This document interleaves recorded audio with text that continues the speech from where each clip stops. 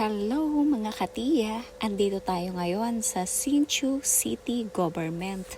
At ito nga ho ang bumungad sa atin. Abay, may fountain pala ho dito sa harapan nga ng building na ito.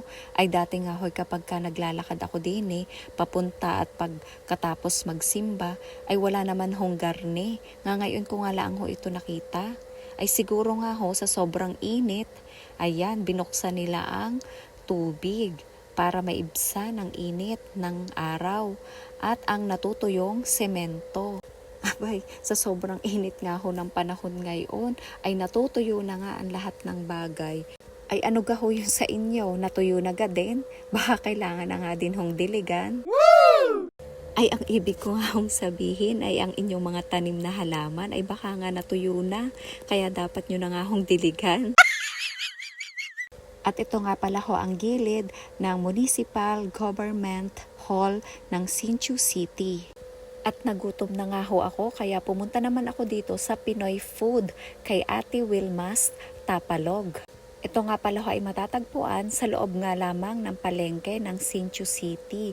At ito nga po ang mga tinda nilang ulam, may Shanghai, may pork and chicken barbecue, at napakarami nga ho mga menu nila dito. Ay hindi ko na nga ho maisa-isa, gawa nga ho ng pagkadami. Pero gulay nga lang din ho ang akin dyan na o-orderin dahil yun nga ho ang gusto ko. Meron din nga ho ditong rice cake, kutsinta, calamares, at ang lumpiang gulay. Ayan. At napakarami pa nga hong iba pang ulam. Kayo na ho ang bahalang mamili kung kayo ho ay pupunta dito. Ay talagang masarap naman nga ho ang mga tinda nilang ulam dito at saka nga ho sulit sa budget. At ito na nga ho ang aking in-order, ang ginisang ampalaya. Para naman maging bitter ka sa kanya.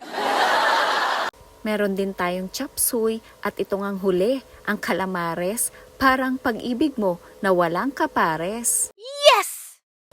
At habang nga hong nagre-record ako diyan, habay, shout out pala kay kuya na nasa likodan ko at nanonood pala. Hey Rhea, hello Rhea. Ayan, nakasabay ko siya kanina sa pagsimba, tapos mag-isa lang daw siyang gagala. Kaya ayan, sinamahan ko na nga lang din ho at ako ay mag-isa lang din. Nagutom ho kami kaya kakain muna ho kami ngayon. Ayan, samahan niyo ho kami kumain. Hi, nice meeting you Rhea.